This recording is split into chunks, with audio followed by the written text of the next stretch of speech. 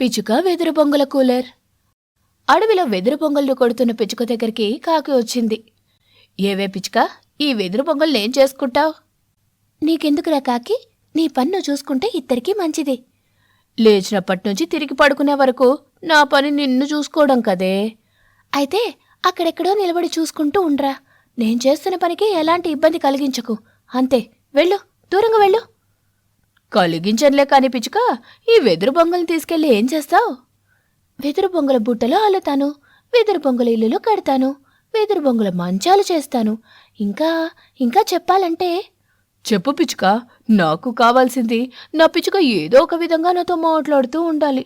నా దిల్ ఫుల్ ఖుషీగా ఉండాలి. అయితే ఒక పని చేయి కాకి. ఒక పని కాదు పిచ్చుక, నీకోసం 2 పనులు చేస్తాను. ఏమిటా పనులు? రెండొద్దు కాకి, ఒకే ఒక పని చేయి చాలు. నువ్వు చెప్పిన పని చేస్తే నాకేంటి?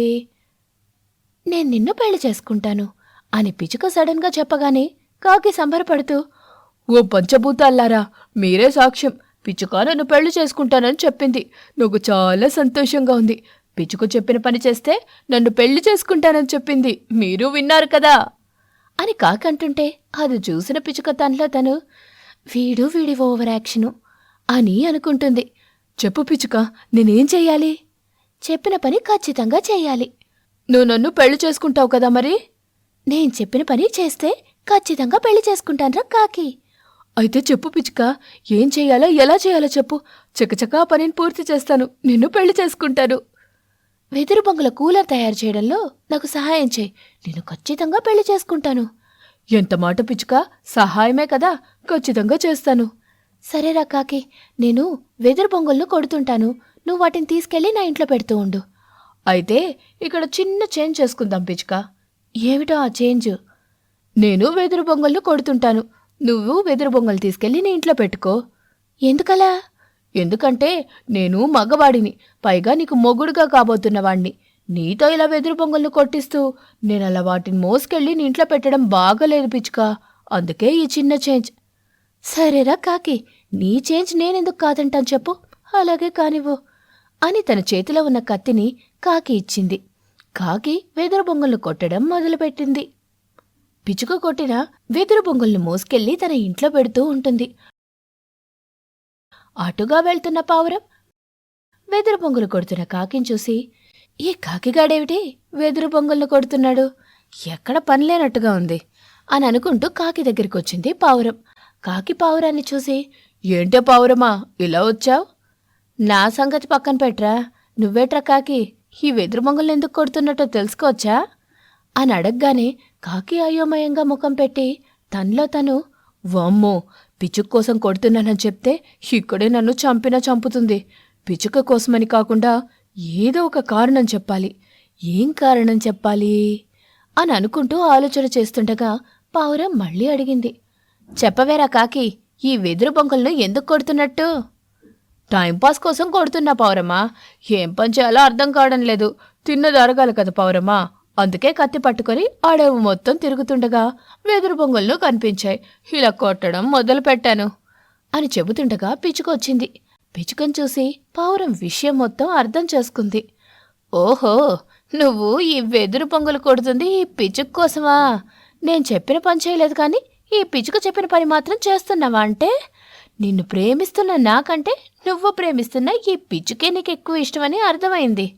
అమ్మయ్య, అర్థం చేసుకున్నావు కదా, ఇక నన్ను ప్రేమించడం మానే పావురమ్మా. నా మనసులో నువ్వు లేవు, పిచ్చుక మాత్రమే ఉంది. నేను పిచ్చుక చెప్పిన పని చేస్తున్నాను. పిచ్చుక నన్ను పెళ్లి చేసుకుంటానని చెప్పింది. ఇద్దరం పెళ్లి చేసుకుంటాం. ఎలా పెళ్లి చేసుకుంటారో నేను చూస్తాను అని చెప్పి పావురం అక్కడి నుంచి వెళ్ళిపోయింది. ఎందుకు కాకి మనం పెళ్లి చేసుకుంటున్న విషయం ఆ పావురానికి చెప్పావు? అది ఊరుకుంటుందా చెప్పు? చిలుక, కొంగ, గ్రద్ద ఇలా అన్నిటికీ చెప్తుంది. చెబితే చెప్పనివ్వు పిచ్చుక, మనం ఎలాగో పెళ్లి చేసుకుంటాం కదా. చేసుకుంటాం కాకి. ఈ మాట చాలు పిచ్చుక, ఎంత కష్టమైనా చేస్తాను అని వెదురు బొంగులను కొడుతూ ఉంటుంది. అలా ఆ రోజంతా గడిచిపోయింది. వెదురు బొంగులు కొట్టి కొట్టి కాకి అలసిపోయింది. కాకి, వెదురు బొంగులు కొట్టి బాగా అలసిపోయావు, ఇక చాలు, మనం ఇంటికి వెళ్ళిపోదాం పదా అని చెప్పింది. అంత అలసట్లో కూడా కాకి పిచ్చుక చెప్పిన మాటని శ్రద్ధగా విన్నది. మురిసిపోతూ, ఏమన్నావు కాకి, మన ఇంటికా? అవును కాకి, మన ఇంటికే. నేను నిన్ను పెళ్లి చేసుకుంటాను. నేనింకా పూర్తిగా నువ్వు చెప్పిన పని చేయలేదు పిచ్చుక, సగమే చేశాను. అయితే నిన్ను నేను సగమే పెళ్లి చేసుకుంటాను అని చెప్పి చిలిపిగా నవ్వింది పిచ్చుక. కాకి కూడా పిచ్చుక నవ్వును చూసి ప్రేమగా నవ్వుతుంది.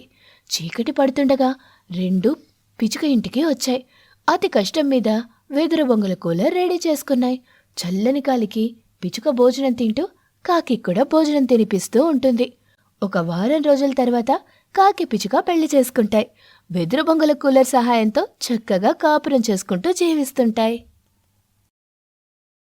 ఒక చెట్టు మీద దీర్ఘంగా ఆలోచన చేస్తున్న పిచ్చుక దగ్గరికి పావురం వచ్చి, ఏమిటే పిచ్చుక, అంత దీర్ఘంగా ఆలోచన చేస్తున్నా? నాకు కొత్తగా ఆలోచనలేముంటాయి పావురమ్మా, నా భర్త గురించి నా పిల్లల గురించి తప్ప. ఏం జరిగింది పిచ్చుక? మళ్ళీ నీ భర్త కాకిగాడేమైనా గొడవ చేశాడా? ఆయన ఎప్పుడు ప్రేమగా ఉన్నాడు పావురమ్మా.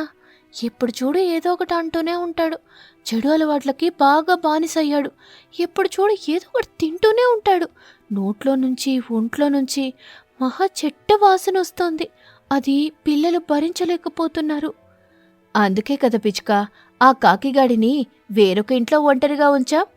ఇప్పుడు నాకున్న బాధల్లో ఆ బాధ కూడా తోడైంది పౌరమ్మ. బాధెందుకు పిచ్చుక, ఆ కాకిగాడు ఆ ఇంట్లో హాయిగానే ఉంటున్నాడు కదా. వాడికి వాడే కష్టం చేసుకుంటున్నాడు. వచ్చిన సంపాదనలో నుంచి ఇంటి ఖర్చుల నిమిత్తం సగం ఇస్తున్నాడు. మిగతాది వాడి ఖర్చులకు వాడుకుంటున్నాడు. వాడికి నచ్చినట్టుగా ఉంటున్నాడు. నీకు పెళ్లి కాలేదు కాబట్టి భార్యాభర్తల బంధం అర్థం కావడం లేదు. భార్యాభర్తల బంధం అంత గొప్పదా పిచ్చుక? కాబట్టే కదా పావురమ్మ, పెద్దవాళ్ళు పెళ్లితో ఇద్దరిని ఒకటి చేస్తున్నారు. ఆ ఇద్దరు కష్టాలను సంతోషాలను పంచుకుంటూ కన్నీళ్లను దాచుకుంటూ తమకున్నంతలో ఆనందంగా జీవనం సాగిస్తూ ముగ్గురవుతున్నారు. మరీ మురిపంగా ఉంటూ నలుగురవుతున్నారు. మరి నువ్వు కాకి పెళ్లి చేసుకున్నారు, నలుగురయ్యారు. కానీ ఇప్పుడు కాకిగాడు ఒక ఇంట్లో ఉంటున్నాడు. నువ్వు నీ ఇద్దరు పిల్లలతో ఒక ఇంట్లో ఉంటున్నావు. ఇదెక్కడి బంధం పిచ్చుక? ఎందుకుంటున్నామో అర్థమైతే నువ్వు ఈ ప్రశ్న అడగవు పావురమ్మా. అయితే నేను పెళ్లి చేసుకుంటాను పిచ్చుక. సంతోషం పావురమ్మా, మంచి నిర్ణయం తీసుకున్నావు. నేను కాకి దగ్గరకు వెళ్తున్నాను. ఏమైనా ఇచ్చేదుంటే ఇవ్వు, వాడికిచ్చి కాసేపు మాట్లాడొస్తాను. ఇచ్చేటిదేం లేదు పావురమ్మా, ఎప్పటికప్పుడు భోజనం నీళ్లు తీసుకెళ్ళి ఇస్తూనే ఉన్నాను. ఇంకా ఏమైనా అవసరం అనుకుంటే ఫోన్ చేస్తున్నాడు, అప్పుడు తీసుకెళ్ళి ఇస్తున్నాను. సరే అయితే ఇచ్చేదేం లేదంటావు, అంతేనా? అంతే పావురమ్మా, నా బాధ ఆయన మారాలి. ఆ చెడు అలవాట్ల నుంచి పూర్తిగా బయటపడాలి. పిల్లలు ప్రేమగా నాన్న అని దగ్గరికి వెళ్ళాలి. కానీ అది జరిగేలా లేదు కదా పిచ్చుక. ఉంది పావురమ్మా, ఇప్పుడు మహాకుంభమేళ జరుగుతోంది కదా. జరిగితే ఆ మహాకుంభమేళకి నీ భర్త మారడానికి సంబంధం ఏమిటో నాకు అర్థం కావడం లేదు పిచ్చుక. అయితే నీకు మహాకుంభమేళ గురించి తెలీదన్నమాట. తెలుసుకోవాల్సిన అవసరం నాకు లేదనుకుంటాను. సరే పావురమ్మా, తెలుసుకోవాల్సిన అవసరం వచ్చినప్పుడు తెలుసుకుంటావు అని పిచ్చుక చెప్పగానే పావురం మౌనంగా అక్కడి నుంచి వెళ్ళిపోతూ, ఈ పిచ్చుక మూఢనమ్మకాలతో పాపం కాకిగాడు బలైపోయేలా ఉన్నాడు. వెంటనే ఈ విషయం ఆ కాకిగాడికి చెప్పాలి. వాడు అసలే ఒప్పుకోడు. పైగా పిచ్చుక మహాకుంభమేళ గురించి మాట్లాడితే చాలు, ఏది దొరికితే దాంతో ఎలా పడితే అలా కొడతాడు. అప్పుడు కానీ ఈ పిచ్చుకకు బుద్ధి రాదు అని అనుకుంటూ ఒక ఇంట్లో ఒంటరిగా కిటికీ మీద వాలి ఉన్న కాకి దగ్గరికొచ్చి వాలింది పావురం. కాకి బాధగా కన్నీళ్లు పెట్టుకుంటుంది. నువ్వేంట్రా కాకి, అలా కన్నీళ్లు పెట్టుకుంటున్నావు? నాకున్న చెడు అలవాట్ల వల్ల నాకు మిగిలినవే ఇవే కదా పావురమ్మా. బాధపడుకురా కాకి, నీకు మంచి రోజులొస్తాయి. నాకు మంచి రోజులు రావాలంటే నేను చెడు అలవాట్లనే మానేయాలి పావురమ్మా అని కాకి కూడా చెప్పడంతో పావురం అయోమయంగా తనలో తను, వామ్మో, ఈ కాకికాడు కూడా మారిపోవాలని అనుకుంటున్నాడు. నేనిప్పుడు పిచ్చుక గురించి ఏమైనా మాట్లాడితే తిరిగి నన్ను కొట్టేలా ఉన్నాడు. ఎందుకొచ్చిన దెబ్బలు, మనమే మహాకుంభమేళ గురించి చెప్పి మంచి మార్కులు కొట్టేద్దాం అని అనుకుని పైకి కాకితో ఇలా అంటుంది. నువ్వు నీ భార్య పిల్లలతో మహాకుంభమేళకు వెళితే మానేయొచ్చుగా కాకి. మహాకుంభమేళానా? అవునరా కాకి, ఇప్పుడు జరుగుతున్నాయి కదా, వాటి గురించి నేను నీకు చెప్పాలని వచ్చాను. ఇలా ఎంతకాలం నీ భార్య బిడ్డలకు దూరంగా ఉంటావు చెప్పు. అందుకే నీకు ఈ మహాకుంభమేళ విశిష్టత గురించి చెప్పడానికి వచ్చాను. అంత గొప్ప విశిష్టత ఏముంది పావురమ్మా? చూడు, నేను నీకు రెండు మాటల్లో చెప్తాను విను. నువ్వు నీ చెడు అలవాట్లను మానేసి నీ భార్య బిడ్డలతో సంతోషంగా ఉండాలంటే ఖచ్చితంగా మహాకుంభమేళకి వెళ్ళాలి. అక్కడ స్నానం చేయాలి. అప్పుడు పాపం పోతుంది. ఆ పాపంలోనే నీ చెడు అలవాట్లు పోతాయి అని పావురం చెప్పగానే కాకికి వాస్తవం అనిపించింది. సంతోషమేసింది. చాలా చాలా సంతోషం పావురమ్మా, మంచి శుభవార్త చెప్పావు. నువ్వు చెప్పినట్టుగానే నా భార్య పిల్లలతో కలిసి కుంభమేళకి వెళ్తాను, పవిత్ర స్నానం చేస్తాను. ఇక నేను వెళ్తాను. నీ భార్య పిచ్చుక వచ్చిన తర్వాత తనతో మాట్లాడి ఏర్పాట్లు చేసుకొని జాగ్రత్తగా వెళ్ళిరండ్రా కాకి. అలాగే పావురమ్మా, నీకు చాలా చాలా కృతజ్ఞతలు. అలా కాకి సంబరంతో చెబుతుంటే పావురం అక్కడ్నుంచి వెళ్ళిపోతుంది. కాకి సంతోషపడుతూ, ఈ మహాకుంభమేళలో స్నానం చేసి నేను మంచిగా మారుతాను, నా భార్య పిల్లలతో కలిసి సంతోషంగా ఉంటాను అని అనుకుంటూ ఉండగా భార్య పిచ్చుక వచ్చి వాలింది. సంతోషంగా ఉన్న భర్త కాకిని చూసింది. ఏమిటండి, ఈ క్షణం చాలా సంతోషంగా కనిపిస్తున్నారు? ఇది మామూలు సంతోషం కాదు పిచ్చుక, మహా సంతోషం. మనం మహాకుంభమేళకు వెళదాం పిచ్చుక అని భర్త కాకి అడగగానే భార్య పిచ్చుక అయోమయంగా చూస్తూ, నేను ఆ విషయం మాట్లాడాలనే ఇప్పుడు మీ దగ్గరకొచ్చాను. మీరు కూడా మహాకుంభమేళ గురించి ఆలోచన చేస్తున్నారా? అవును పిచ్చుక, నేను మంచిగా మారి పిల్లలతో సంతోషంగా కలిసి ఉండాలని ఆశపడుతున్నాను. మనం కుంభమేళలో వెళ్దాం పిచ్చుక. తప్పకుండా వెళ్దామండి అని ఇద్దరూ సంపరంగా మాట్లాడుకొని ఒక రోజున తన పిల్లల్ని తీసుకొని మహాకుంభమేళకి వెళ్ళాయి. అక్కడ పవిత్ర స్నానం చేశాయి. కాకి అక్కడ స్నానం చేయగానే ఏదో తనలో నుంచి వెళ్ళిపోయిన ఫీలింగ్ కలిగింది. తన మనసు తేలిగ్గా అనిపించింది. సంతోషం వేసింది. ఏమైందండి? పిచ్చుక, ఇక్కడ స్నానం చేయగానే మనసు చాలా ప్రశాంతంగా ఉంది అని చెప్పి తిరిగి తమ ఇంటికొచ్చాయి.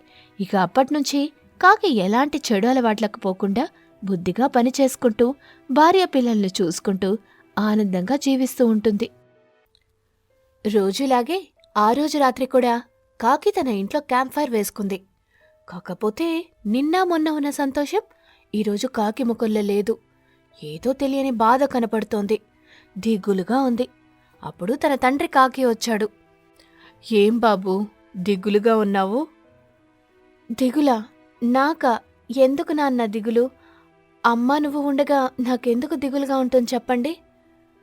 కన్నవాళ్లు కళ్ల ముందున్నా కట్టుకున్న ఇల్లాలు, కడుపున పుట్టిన పిల్లలు కళ్ల ముందు లేరనే దిగులుంటుంది బాబూ. ఎందుకుండదు? అలాంటిదేం లేదు నాన్న. భార్యాబిడ్డలను దూరం చేసుకున్నాననే బాధ నాకుందని మీరనుకుంటున్నారు. కానీ నాకు అలాంటి బాధ లేదు. నాకున్నంతలో నా అమ్మా నాన్నలను చూసుకుంటూ సంతోషంగా ఉన్నాను. నేను నీ తండ్రిని బాబూ, నీ కొడుకును కాదు. నీ మనసు ఎన్ని విధాల భార్యాపిల్లల కోసం పరితపిస్తుందో నాకు తెలుసు. తెలిసినా ఏం చేస్తానన్నా? ఏం చేయలేరు కదా.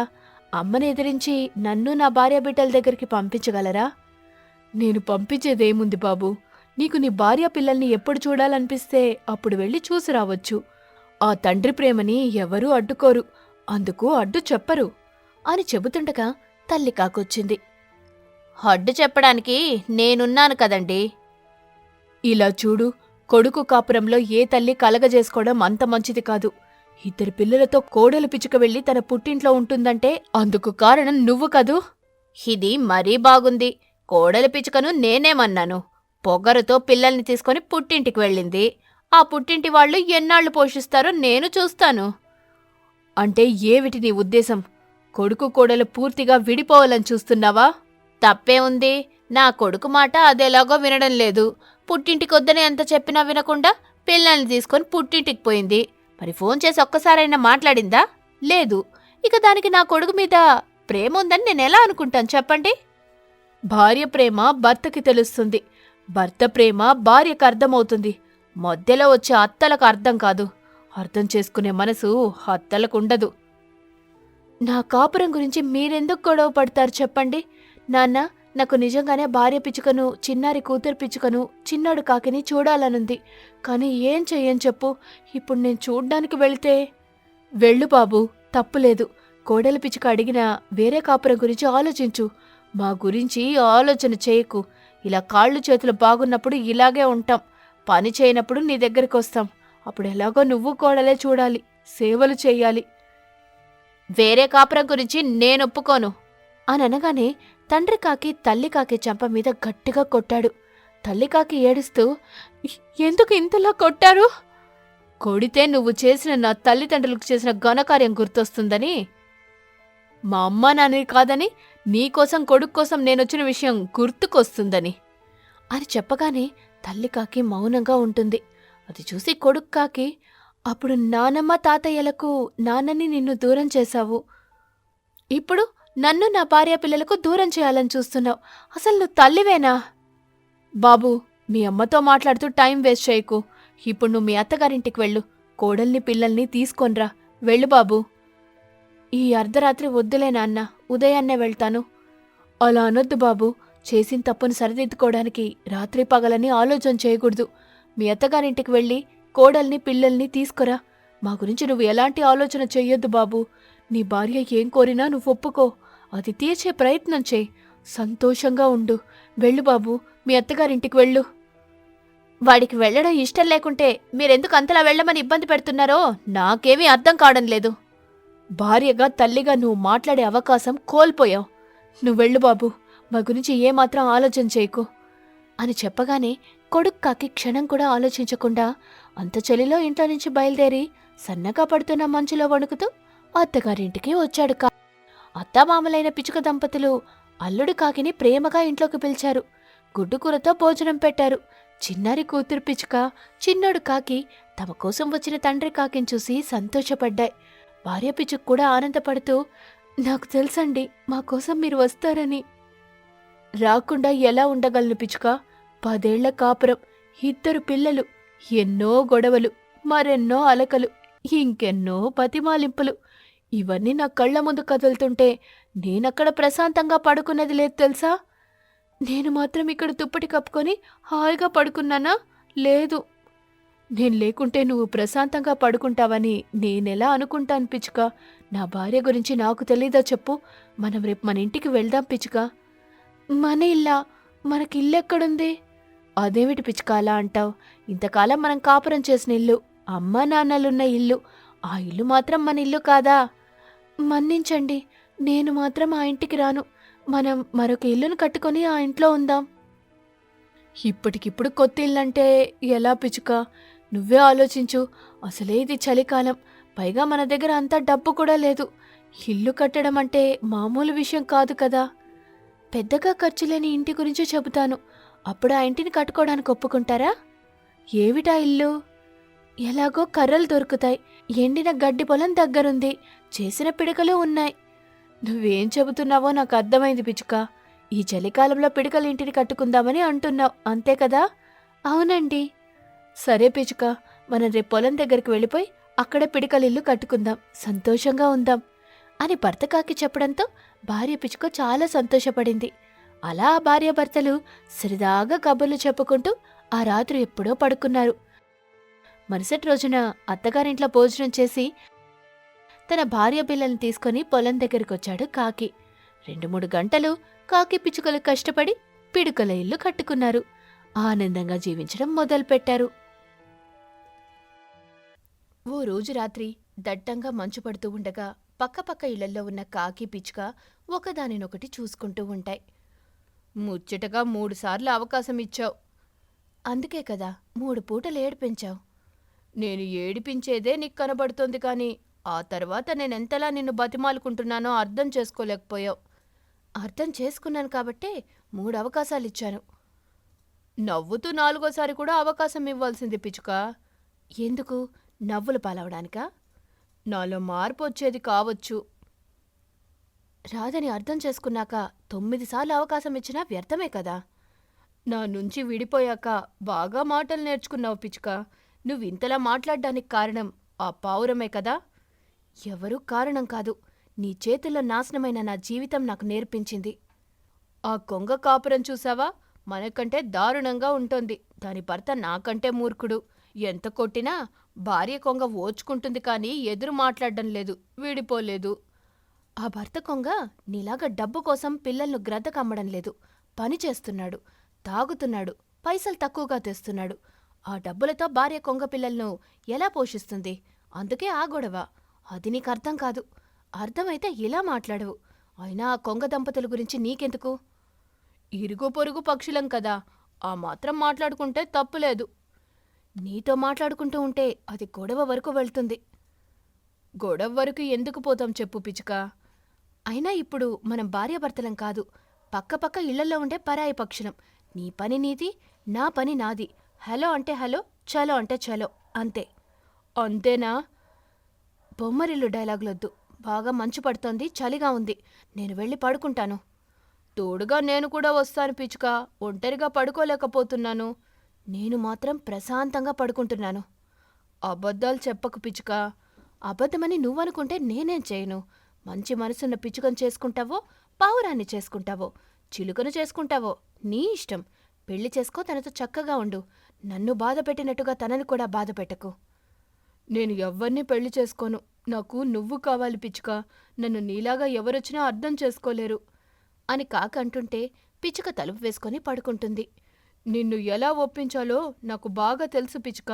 మనకు విడాకులైనా నేను మళ్ళీ నిన్నే పెళ్లి చేసుకుంటాను అని కాకి బెడ్ మీద పడుకుంటుంది. తన కలలో అందంగా నవ్వుతున్న పిచ్చుక కనపడుతుంటే ప్రశాంతంగా నిద్రపోతోంది.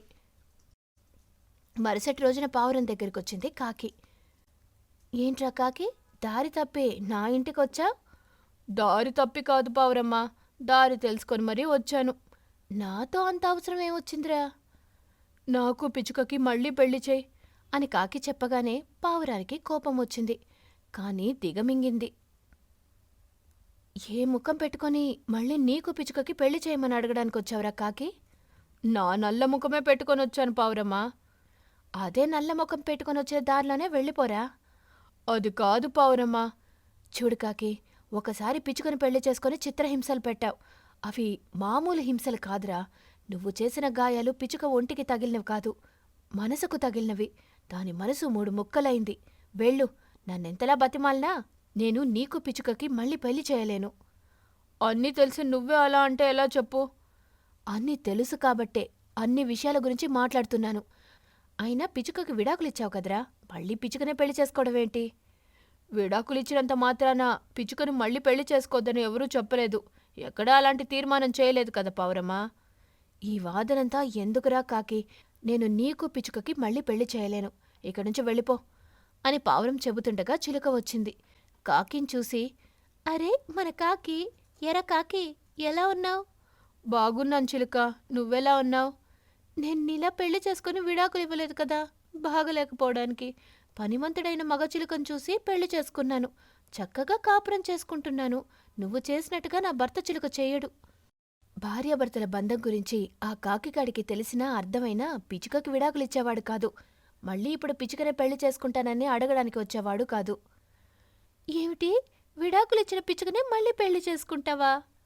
అవును చిలుక, అందులో తప్పేముంది? విడాకులివ్వకముందు పిచ్చుకను బాగా కొట్టి తిట్టి అనుమానించాను. విడాకులిచ్చిన తర్వాత బుద్ధొచ్చిందా? అవును చిలుక, పిచ్చుక లేకుండా నేను బతకలేనని అర్థమైంది. పిచ్చుక నాకొక భార్య ప్రేమనే పంచలేదు చిలుక, అమ్మ ప్రేమని పంచింది, నాన్న ప్రేమని పంచింది.